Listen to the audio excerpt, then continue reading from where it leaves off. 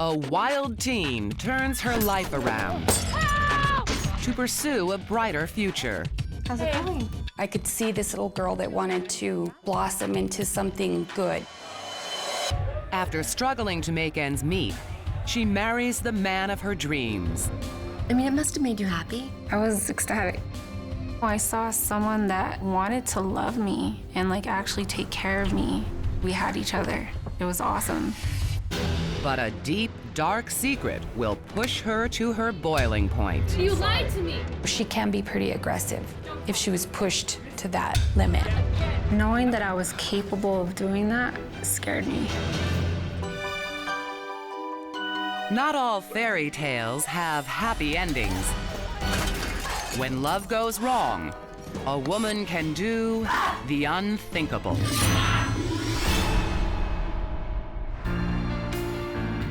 It's 24-year-old Missey Martinez's wedding day. I do. I do. But her romantic honeymoon has turned into a night of horror. Calm down. What did you think you were doing? Stop! Missy is no stranger to violence. Growing up in Phoenix, Arizona, her parents fought constantly and divorced when she was young. Unfortunately, things didn't get any better. Her mom had a steady stream of bad boyfriends, and Missy rarely saw her father. There was a lot of drugs and alcohol involved. I remember finding a mirror with white substance on it. What's going on here? Get back to bed! By that age, I already knew what it was.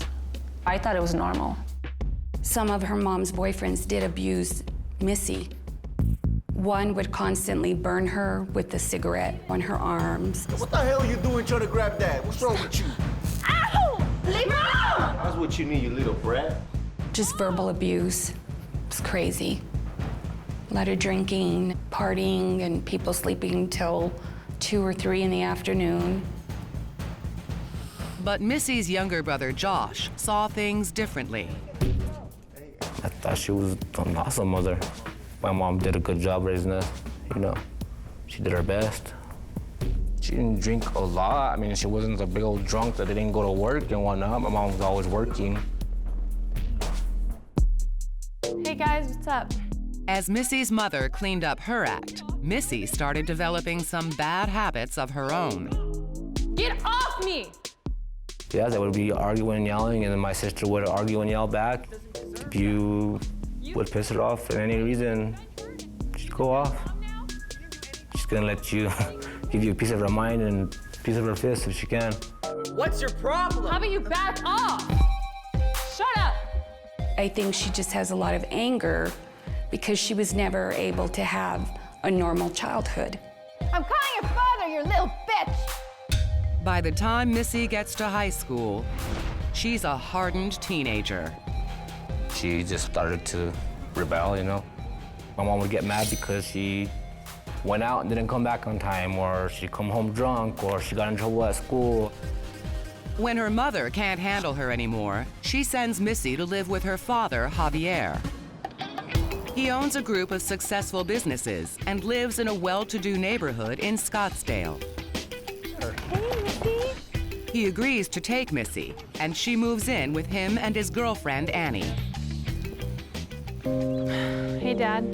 Missy? The reunion gets off to a rocky start. What are you wearing? What do you mean? I was wearing boxers and dickies. I was like, gangster. Kid, be nice. Luckily for Missy, there's Annie. She had a really good personality. Don't worry about it. I could see this little girl that wanted to blossom into something good. She had a big heart. Missy, come here. The next day, Annie gives Missy a full makeover. It was a whole different experience. A lot of money, different atmosphere. You look amazing. Really? It feels weird. I love it. I thought it was gonna be hard to fit in. I kind of tried to show her that she didn't have to always wear pants. Let me see you, turn around. And she did, she took advantage of it. She turned herself into like a real girly girl. You're glowing. She was really nice and loving, caring. I don't think I knew what a mother was until I met Annie. It's time for a change. So are you going to the movies tonight with us? Missy is a hit at her new school. Are you going to take Kevin tonight? For a while, her old life in Phoenix seems far away. She joins the cheerleading team and stays out of trouble. She made a lot of friends. She was happy. Hey, you guys want to try something? What? But old habits die hard. Come on. All right. First, you gotta start off with the sock, right? I started teaching these kids how to do bad stuff. Pour it in there. What were some of the horrible things you taught these other kids? I taught the girls in the cheerleading team how to huff nail polish. You gotta do it. Come on. Are you sure? Yeah. Soon the girls are having a great time. Oh, yeah. You gotta do it. Until one of them starts feeling sick. You guys, I'm really freaking out. Tell her to chill. Dude, you're fine. She got really paranoid and she started crying. Dude, it's okay. Back it up. You're fine. Great, come back. Mom, what's wrong? I don't feel... Before you know it, it came down to me. I got in trouble. Who did this? It was Missy. Missey Martinez. And I was suspended. I'm so sorry. Missey Martinez, you're going to the office with me. What have you been doing? Dr. Casey Jordan is a criminologist who studies violent behavior. Missy's parents have always sent her contradictory messages about personal responsibility. She thinks that they don't care about her, so why should she care about their rules? There is a ray of light with Annie, the first person to treat her with real love and respect. But is that going to be enough to keep Missy on the right path? When Missy gets home, there's hell to pay. Just like your mother, spoiled rotten bitch. I don't think he knew how to discipline her correctly. And he'd get to the point where he just wanted to smack her. Go! Get out of here! Get out! I pretty much got my ass kicked from my dad. I think it just made her more rebellious. She didn't want to follow Dad's rules. For the next year, things only get worse. Missy, wait. Please don't hesitate to call if you need absolutely anything. Javier's finally had enough. He told her, fine, you're going back to your mother's. And like after that, she was gone.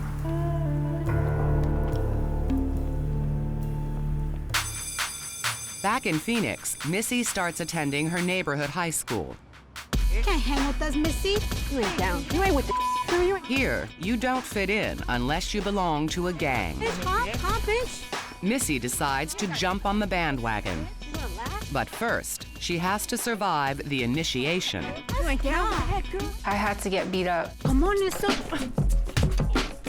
Damn, bitch. and they were all in their 20s. Who said you could fight back, bitch? I think I got in like 2 punches. That was it. Get up. Come on, Missy. Get up. Get up. You want to be one of us, you better get up. I just remember telling myself, just think this is not happening right now. Get up. What are you going to do about it, huh, Missy? I was getting beat pretty bad. Come on, Missy. Come on, girl. They finally stopped. Get your ass up, girl. Yo, Missy. You're one of us now. I remember getting off the concrete. I didn't have no dreams. It was kind of like, this is what the world is. It's almost like you've given up on any hope of anyone loving you or caring for you other than this gang. Yeah, they treated me with respect. They had my back. Anybody tried to hurt me, I had them. Missy has a hole in her heart from her childhood. Rejection from her mother, harsh discipline by her father, and she, like so many others from broken families, tries to fill that void. By joining a gang that offers acceptance in exchange for loyalty, Missy finds the family she's never had. At the age of 17, Missy drops out of school and moves in with a friend. Life at her new home is a constant parade of drug users. And who is it? Pretty soon, she meets her friend's meth dealer, 23-year-old Ronald. He was up there in the gang. He was well known. He could pull any girl he wanted. He was handsome, beautiful eyes. Hey. What's your name? Missy. He was trying to talk to me. and I was pretty, like, scared. I think we should hang out sometime. I just met you. I don't bite. I'm a nice guy. It's the first time a man has shown interest in Missy, and she's not sure how to react. Ronald's friends call him Casanova. For me? And he uses all his charms to woo Missy. I got gifts. He pampered me. Very caring, cool. Eventually, Missy agrees to be his girlfriend. You look beautiful. Don't you guys got somewhere to be? Before I know it, I basically gave up my virginity to him. He was like the love of my life after that. He would parade me around like his trophy. Missy has never had good judgment, but now it seems to have gone from bad to worse. She's dropped out of school and fallen in love with a smooth-talking drug dealer. This girl needs to wake up and smell the coffee before she gets sucked into a life of crime. But dating a hardened criminal comes at a price. He looked like he was pissed off at the world. You good? Yeah, I'm good. What's wrong? Nothing. And there was a big, long gun. And I'm like, oh, cool. What the hell is this? Is this even real? What the hell are you doing? Damn, What's your Missy! problem? Just wipe the prints off this gun. Now I'm getting like paranoid and like, what the Ronald, what did you do? Missy, chill! I had to shoot them, Missy. Before Missy can even process Ronald's words, all hell breaks loose. I remember just hitting the floor. And he's like, just stay down. And they just kept shooting and shooting. I was so scared. Missy, stay down. Come on. We gotta move. He got me, Get in. threw me in the bathtub, and then told me to wait there. Ronald, come back! And he started shooting from the back door. Ronald! After what feels like an eternity, the bullets finally stop. They're gone. Get out! Leave! Missy's done with Ronald and decides it's time to escape gang life. It made her think twice about where she was living. But she needs help. Hello? Can I just stay with you, please? I wasn't about to leave her there alone. Missy, what's going on? I just really need a place to stay, please. I just couldn't believe that neither one of her parents wanted her. She didn't have anything. I'm really happy you're here. Despite the fact that Annie and Javier are no longer together, Annie welcomes Missy into her Scottsdale home with open arms. I think it's still really important that you know that you need to abide by my rules here. She told me, look, if you want to live here, you have to come home at this time and you have to get a job. I had to show her that I trusted her. And she said, nobody's ever trusted me like you did. You want more coffee? Sure. This is what parents are supposed to do, that your parents never did, huh? Yeah. And I actually respected that, and I respected her. Annie is so important to Missy because she is the only parental role model who really demonstrates any concern and guidance. Missy's parents may love her, but Annie provides the stability and encouragement that Missy needs to survive the storm of her teenage years. Missy's determined to make something of herself. How's it going? She starts working on her GED at the local community college and gets a job as a cashier. She would say things like she's afraid, she can't change. Okay, and I know and believe 100% that you can do this. I used to always constantly tell her, you can change.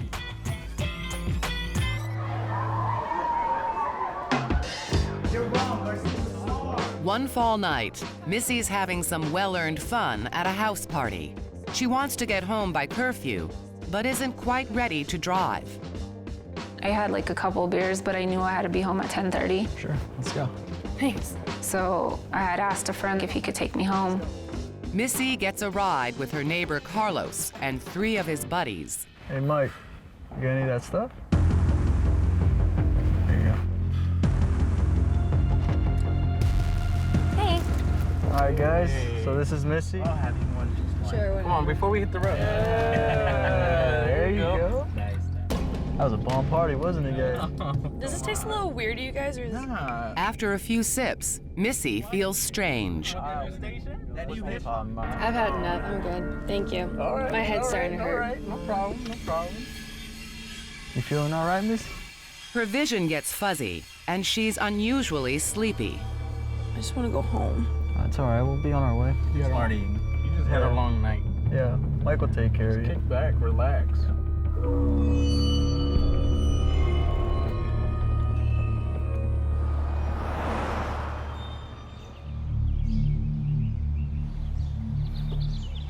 The next thing Missy remembers is waking up in an unfamiliar place. I ended up in a shed with my clothes ripped off. I was on a wood bench with my legs spread.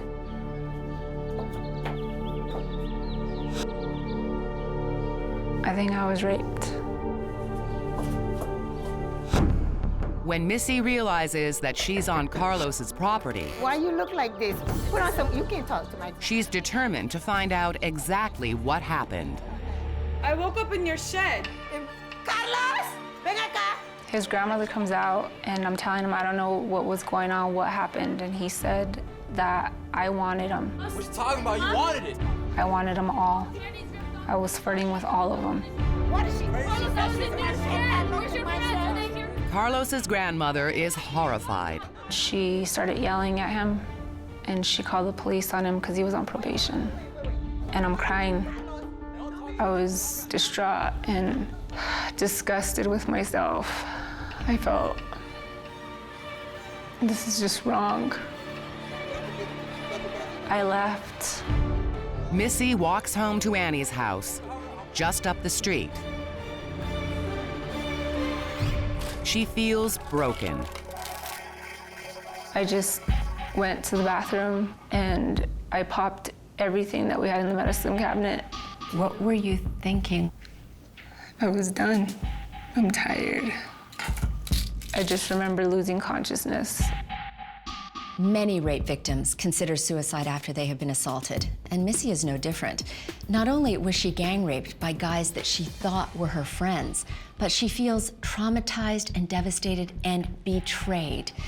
It's not surprising that she attempts to take her own life just to get rid of the pain. Hey, Missy. I'm home. Missy. Missy! Missy! Missy! Oh my God, what did you do? I don't know. Empty bottles, I think. She wouldn't get up off the couch, so I called an ambulance. Oh my God. Oh God, Jesus, let her be okay. We're gonna get through this though, okay? When Missy comes to, she finds herself in the hospital. Doctors treat her for the overdose, and she undergoes a rape kit exam. I was angry that they did that to her and thinking, you know, God, now this is really gonna mess her up. Here I am trying to help her and this happens. Annie calls Missy's father. Nothing broken? No. She's okay. Oh my God, Javier. She's fine. She's not fine. Don't waste my time, all right? Wait, Dad! He wouldn't even talk to me. What? It's your fault.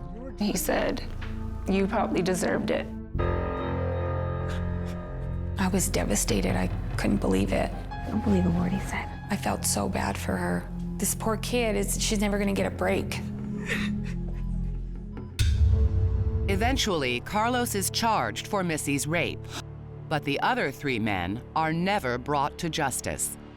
Missy wants to put the horrific experience behind her. Missy has a lot to deal with. Not only was she traumatized by the rape, but her father's reaction of blaming the victim, and then the criminal justice system's failure to convict all of her attackers, it leaves her with a real uphill battle to heal. Missy's gonna need a lot of resilience to make it through. Armed with her GED, Missy moves to El Paso, Texas, and gets her own apartment. Hey, Mom. Yeah, I'm doing good. So you're thinking a fresh start in a whole new city? Yeah.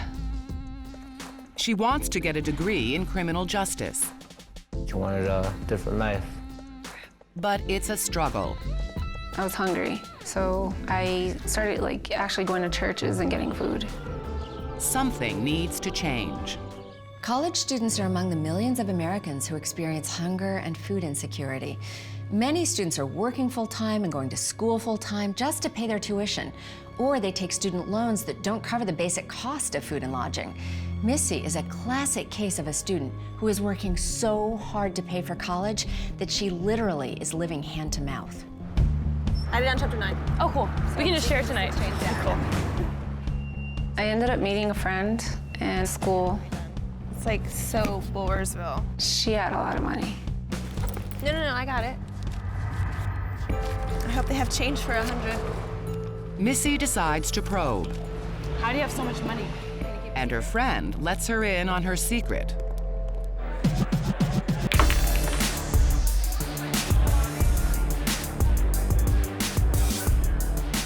The next thing Missy knows, she's at one of El Paso's biggest gentlemen's clubs, where Jenny is a featured dancer.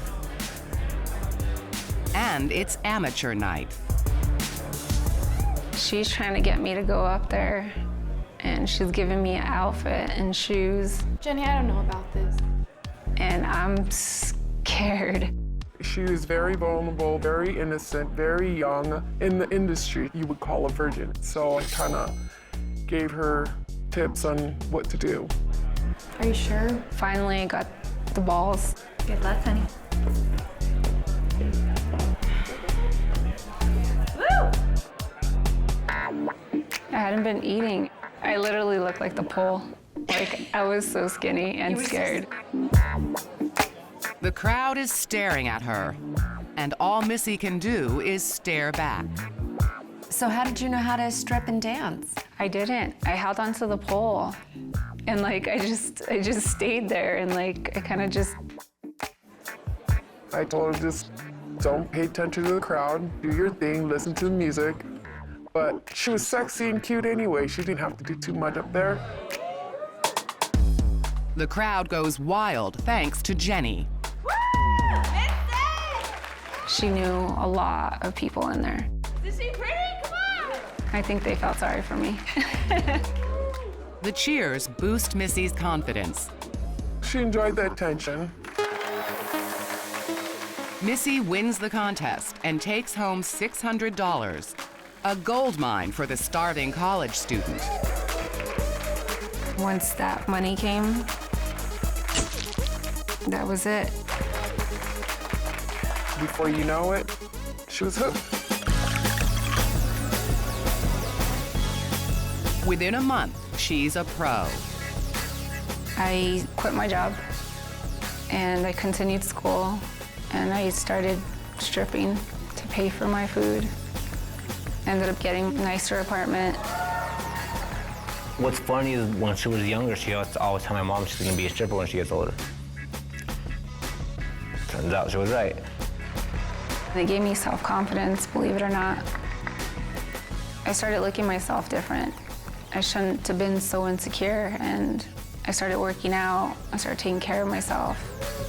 Missy didn't just fall into the world of stripping, she chose it. Moral judgments aside, it was a logical way for her to solve the problems of making ends meet. The challenge is going to be, can she separate out her work world from her personal goals? Because it's very easy for stripping to become a lifestyle instead of a job.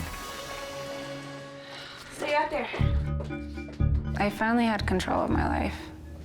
Then when you start making lots of money, then the partying comes. But the partying quickly takes a toll.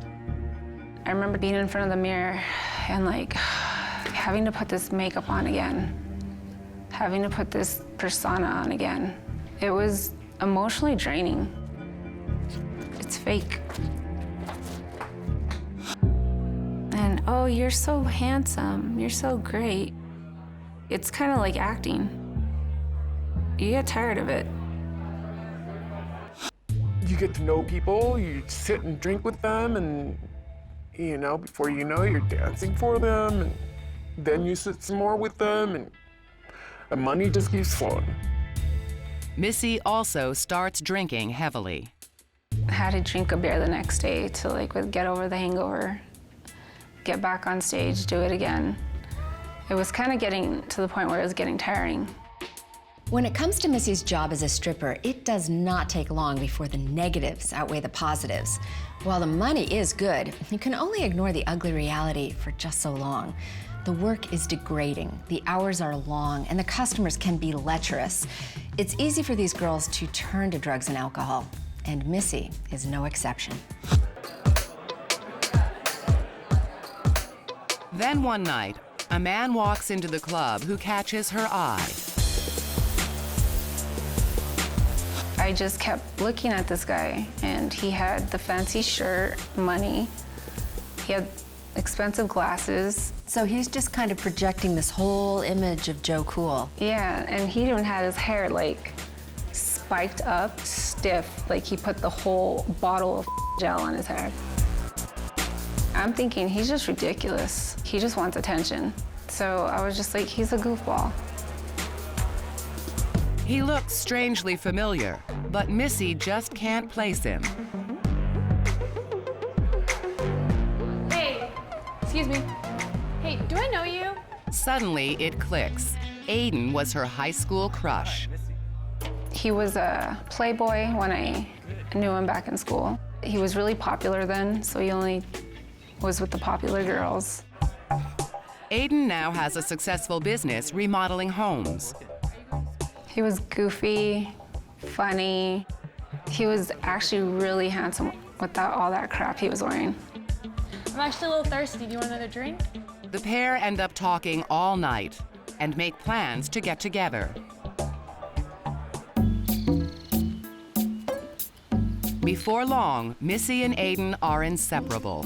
He was a cool guy, you know what I mean? He had together. He, from what I've seen, respected my sister, treated her well, an all-around good guy. For the first time, Missy feels unconditional love. We had a really good relationship. We counted on one another. Nothing bothered us because we had each other. And it was awesome. It looks like Missy may be having her first real adult relationship. This is very different from her teen romance with the gang leader Ronald. It's also the first time she's really trusting a man since she was raped. But the fact that she met Aiden in a strip club should raise eyebrows.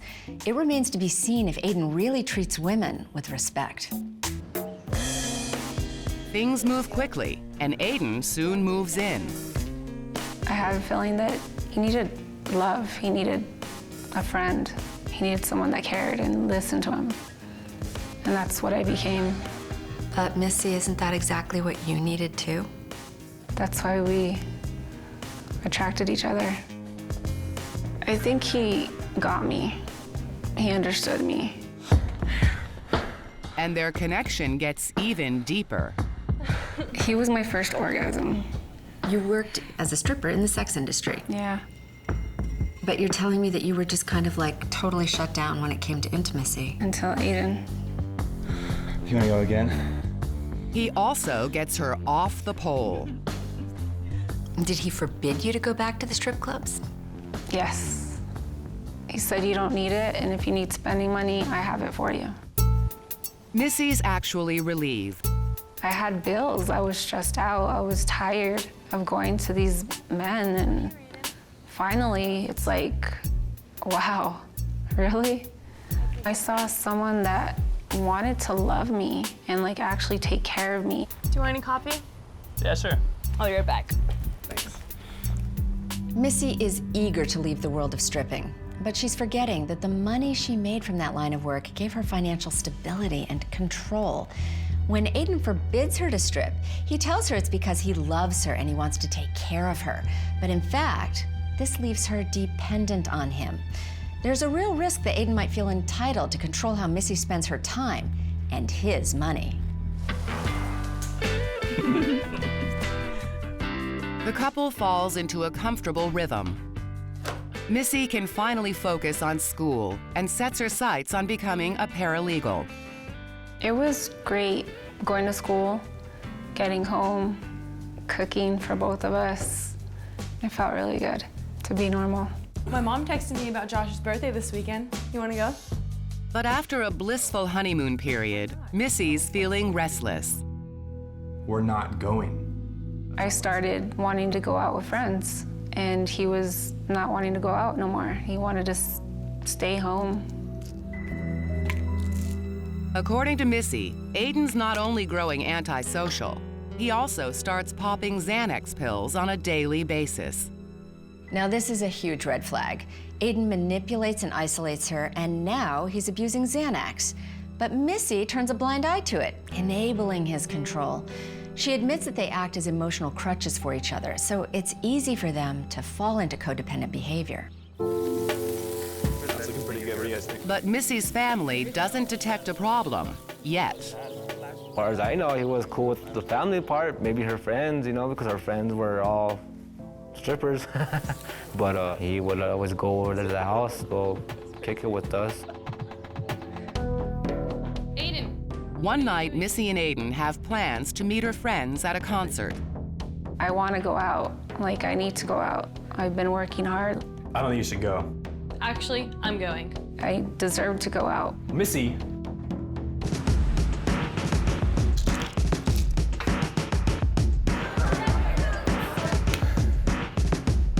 Missy claims that while she's out, her cell phone explodes. I kept getting text messages and calls from him over and over and over. He sent me a text message saying that he wanted to kill himself. She races home from the concert, not sure what to expect. According to Missy, when she gets home, she finds Aiden with a box cutter in his hand. You ruined everything. But she's not his target. What are you doing? Why do you have a blade? You never loved me. What are you doing? I don't love me. Oh my God. Aiden, stop! Stop! On his arm, he's cutting with a razor blade. Stop! Oh my... Stop! Aiden, stop! What are you doing? Missy tries to stop the bleeding. And then he did it again. And I was just like, okay, this is weird. That's when I called the emergency services on him. She claims that as soon as she makes the call, Aiden takes off. My boyfriend, he's cutting himself. When he returns home a couple of days later, Missy promises she'll be there for him. When he comes back, do you guys just act like this never happened? We talk about it a little bit. I think you should talk to someone. I don't need to see a counselor. I'm fine. Aiden has a simple solution. No more going out without me. Missy is skeptical, but agrees to do as he asks. He had been hurt by a lot of stuff that happened in his childhood. He had a crazy mom, and his dad always disappointed him. I feel like I can fix him.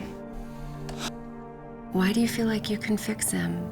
I just felt like nobody really listened to him. So I felt like I was his only hope. And for me to leave him, he would hurt himself worse. We need to just be by ourselves, and we need to just do our own thing. And I think that we both recognize that we were both in pain and we're each other's crutches. She is the type of person that will save somebody. She's got a big heart. She's a sweetheart. Clearly, Missy is in over her head here. She's become a rescuer, a fixer. Aiden is either truly suicidal or willing to harm himself just to get attention. But Missy can't fix him despite her best intentions. Things may seem to have gone back to normal, but odds are, without some real intervention, it won't be long before the old patterns return. And it was like back to normal.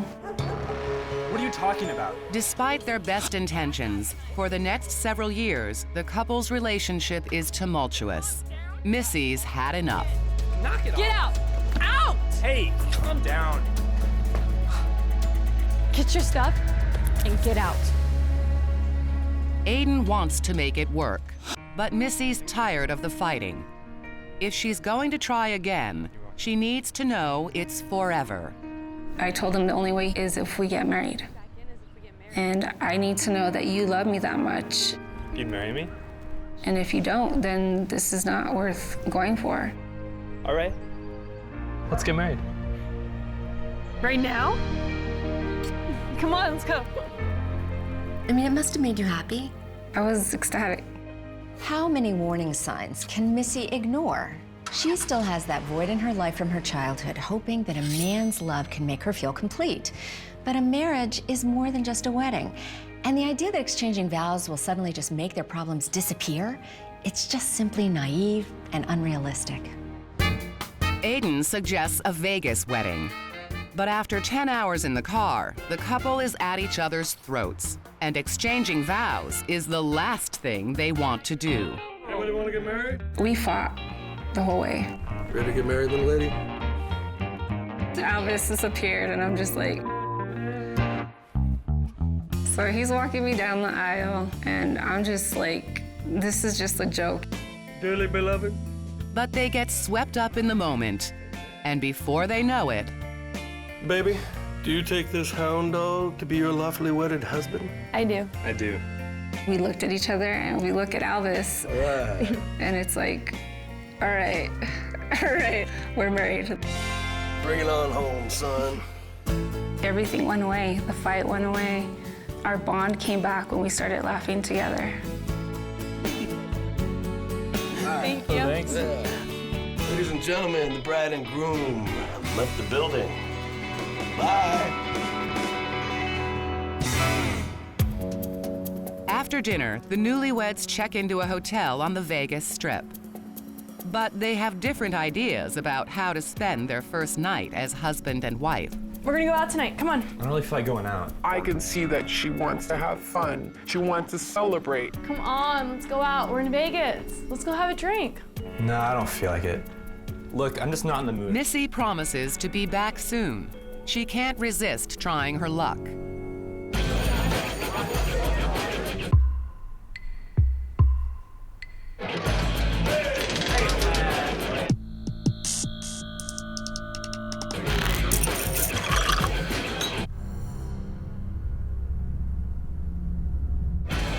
She gets sucked in by the Vegas vibe and ends up having one too many drinks.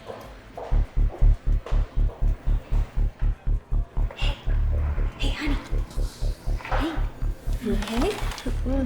Think you can stand? We better get you up to your room. It's after 2 a.m. Can I call anybody for you? Aiden won't be happy. Where the hell have you been? I went to the bar to play some games and passed out. According to Missy, How could you do this? Aiden loses it. Stop! Aiden, stop! Stop, Aiden! Get off! I own you. Stop! We're married now. I remember him busting my nose, and I'm bleeding. This is all your fault, not mine. And I remember being really sick, like just nauseated sick. Missy claims Aiden suddenly regrets what he's done. He just gets so tired, and he cries, and he runs a bath for me.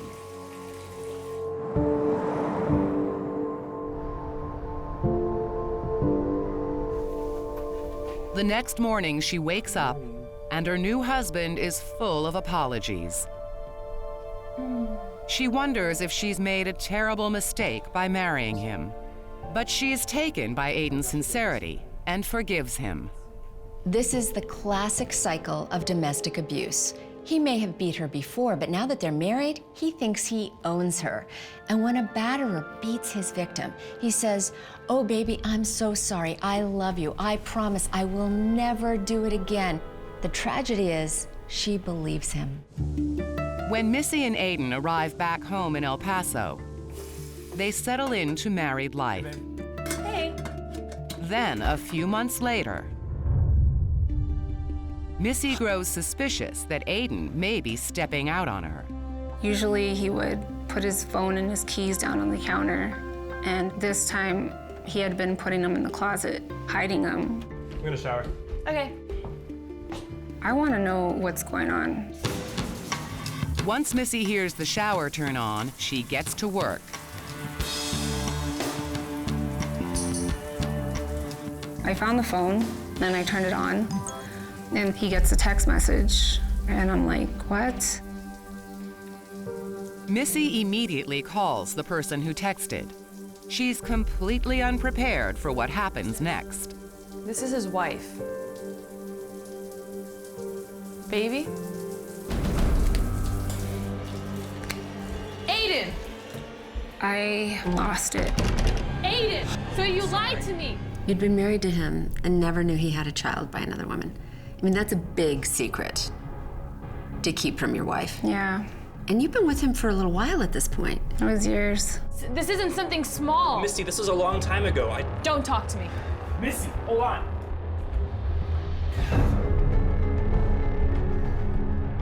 It's hard to believe that Aiden has been able to keep this secret from Missy for years. Sometimes people skip details of past relationships when they meet someone new, but to forget to mention to the person you marry that you have a child with someone else, this is simply not normal. One has to wonder just how manipulative Aiden can be and what else he might be hiding. Missy is close to finally becoming a paralegal. She concentrates on getting her degree. I told myself I wasn't going to focus on him anymore. I wanted to get through my final exams. I was so close. Missy! Missy claims that Aiden suddenly comes flying into the house in a fuming rage. You broke my phone, you know that? He wanted my attention. He wanted me to talk. And at this point, I was studying, so I ignore him. According to Missy, this only fuels Aiden's fire. You broke my phone and they can't fix it. So finally, to get my attention, he punched me in my face. And at this point, I've had it. This time, Missy is going to make her husband pay. I picked up my hot glass of tea, and I just went to hit him in his face. Get away from me! What the hell? Crazy bitch, what did you do? I wanted to break his face like he broke mine. Instead, the glass shatters on Aiden's elbow. Damn it, are you crazy? And it just splurted out blood. Don't just stand there, call an ambulance. I went completely numb. Ah! God! So even though you had sliced the entire backside of his arm with the broken glass, you didn't want to call 911? No, I was done. I went into like shock. I just wanted him out. Ah! Don't just stand there, call an ambulance. You know that if you cut a major artery, somebody can bleed out in the space of 5 or 6 minutes. I didn't care. I didn't really care. Ah! Missy calmly walks outside, leaving Aiden to call 911 himself. I'm sitting outside, still in a daze, and he's crying like a little bitch. That bitch tried to kill me, that's what happened. But according to police reports, Aiden tells the cops that he was getting ready to move out because of their fight the night before, and that he was just trying to give Missy a hug goodbye when she responded by hitting him with the glass cup. Back off, back off, hey! I don't know what's true. I mean, he wasn't the type to just go off for no reason as far as I've seen. But according to my sister, he would beat her ass. He says, she says, you know. I didn't have no physical mark, is what they said. He hit me. With no proof of his abuse, the cops side with Aiden. Missy is not a violent person, but I think that if she's put in that situation, she can be pretty violent back. She can be pretty aggressive. She could be a cold-hearted bitch. She's come out with me with the knife before, so she could have cut him, but then again, Aiden was pretty smart, and he could have been smart enough to say, hey, you know what, I'm gonna get this bitch in trouble. He punched me. Okay, ma'am. She's not the kind of person that would intentionally hurt anyone. She's not a fighter. She's not violent. I just know that when somebody's just had enough, even the weakest person can stand up for themselves. Missy is experiencing a lot of frustration. She has this sense of normlessness that comes when she's following all of society's rules and expectations, but she can't reach her goals through no fault of her own. Missy just wants to study hard, get her degree, get a real job. But Aiden seems to be doing everything possible to control her and sabotage her success. Missy is absolutely on edge, so when Aiden attacks, it's the last straw, and she attacks back. And was it really legally self-defense, the way the attack went down? Yeah. I was just tired of being beat. I'm tired of being abused. And he wasn't gonna hit me when I was trying to do my final. I was trying to make something of myself, and he was trying to demolish it. So I got up and I stuck up for myself. Okay, I'm gonna need you to step aside. Missy's taken into custody and charged with battery. While she's in jail, she misses her finals. He hit me! So there goes my semester of all my hard work. I'm just really pissed at this point. After a few days, Aiden bails Missy out. Give me my jacket. She claims he apologizes for punching her and admits the incident was entirely his fault.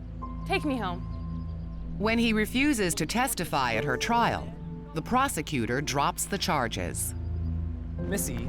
How did the incident with the stabbing, how did it change you? Knowing that I was capable of doing that scared me.